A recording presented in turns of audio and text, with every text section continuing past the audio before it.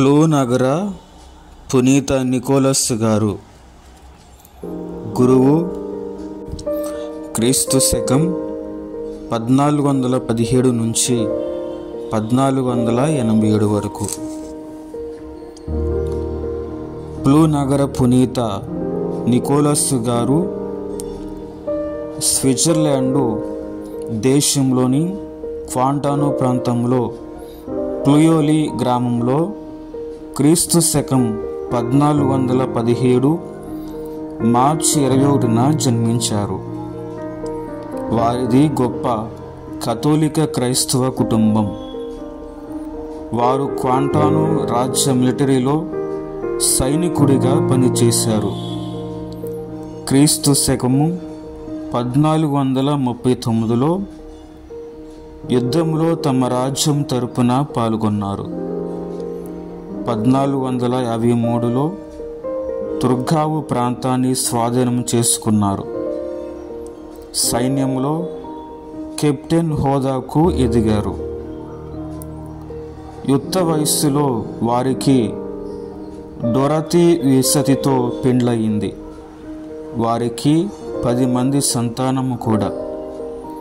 క్వాంటానోలోని ఓబ్వార్డ్లోను రాజు Nicholas గారిని తమ సలహాదారునిగా మరియు రాజ్య న్యాయాధిపతిగా నియమించుకున్నారు.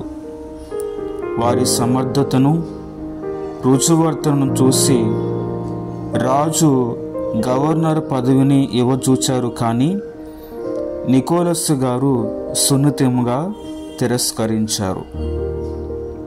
పగలంతా సాంఘిక రాజకీయ కార్యక్రమాలలో మునిగినా కానీ రాత్రులు ఎక్కువ సమయము దైవ ప్రార్థనకు కేటాయించేవారు.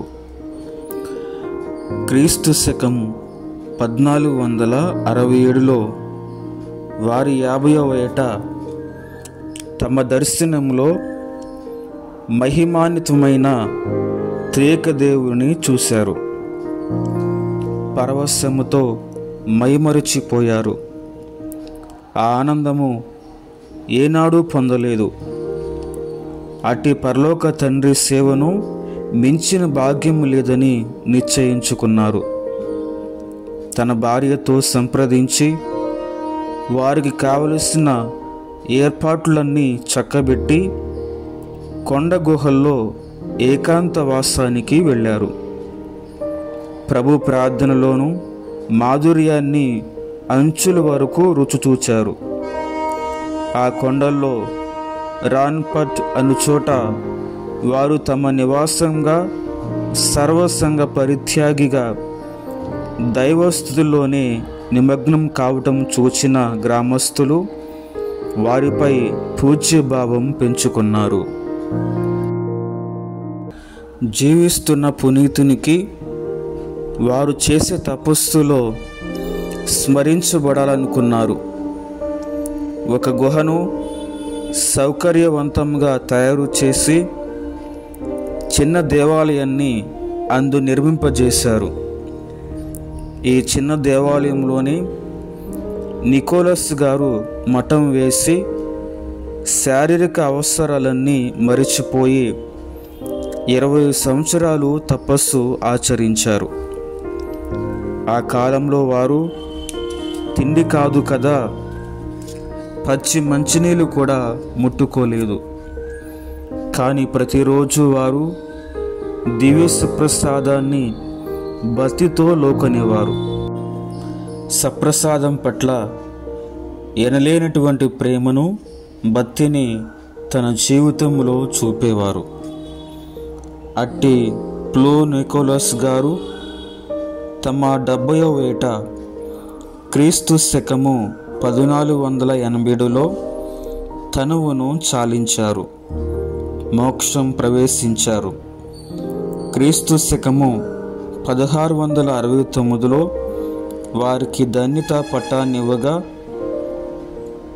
1947 మే 15న 12వ బత్తినాథ పోపు గారు పునీత పట్టం ప్రకటించారు. నికోలస్ అంటే ప్రజా విజయం అని అర్థం. ధ్యానాంశం. ఓ నా ప్రభువా, నా దేవా, నీతో నన్ను దూరంగా ఉండే వాటన్నిటినీ తొలగించు. ఓ నా ప్రభువా, నా దేవా, నీతో నన్ను సమీపంగా ఉంచే వాటన్నిటినీ అనుగ్రహించు. ఓ నా ప్రభువా, నా దేవా, నాలో నుండి నిన్నే స్వీకరించి నాలో నిన్నే సమకూర్చు. పునీత ఫ్లూనగర నికోలస్ గారా, మా కొరకు, మా కుటుంబాల కొరకు ప్రార్థించండి.